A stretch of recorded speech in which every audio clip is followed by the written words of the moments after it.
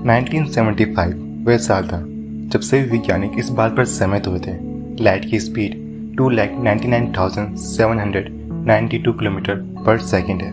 अगर हम इस स्पीड से ट्रैवल करें हम अर्थ के इक्वेटर के सारे 7 चक्कर सिर्फ 1 सेकंड में लगा सकते हैं।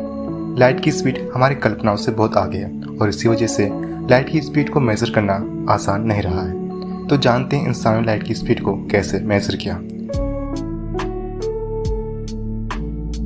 17वीं शताब्दी की शुरुआत में ये माना जाता था लाइट की कोई स्पीड नहीं होती, मतलब लाइट को एक जगह से दूसरी जगह जाने में कोई समय नहीं लगता है। लाइट या तो किसी जगह मौजूद होती है या बस नहीं होती। और बहुत से दार्शनिकों या वैज्ञानिकों ने इस विचारधारा को मानने से इनकार कर दिया।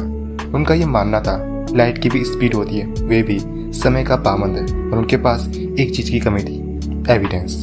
किसी के भी पास कोई ऐसा तरीका नहीं था जिससे वे अपनी बात को प्रूव कर सकते।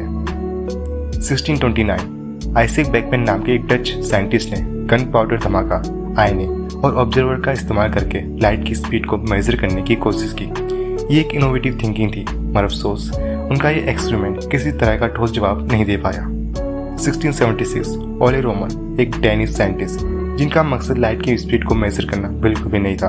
उन्हें तो आसमान के सितारों में दिलचस्पी थी। वह जुपिटर के मून आयो में एक्लिप्स यानी ग्रहणों को ऑब्जर्व कर रहे थे। उन्होंने पाया कि जब पृथ्वी जुपिटर से ज़्यादा दूर होती है एक्लिप्स लगने में ज़्यादा टाइम लगता है। ज़्यादा दूरी ज़्यादा टाइम, वे मतलब समझ चुके थे। उन्होंने लाइट की स्पीड के होने का एविडेंस ढूंढ लिया था। पर न सिर्फ उन्होंने ये प्रूव किया था कि लाइट की स्पीड होती है, बल्कि उसे नापा भी था, जो थी 2,20,000 किलोमीटर प्रति सेकंड। आश्चर्य से आज की स्पीड से काफ़ी पास। समय के साथ हमारी टेक्नोलॉजी बेहतर हुई, हमारे एक्सपेरिमेंट्स बेहतर हुए। कई वैज्ञानिकों की मेहनत से धीरे धीरे हम लाइट के सही मेजरमेंट तक पहुंचे, 2,99,792 किलोमीटर पर सेकेंड।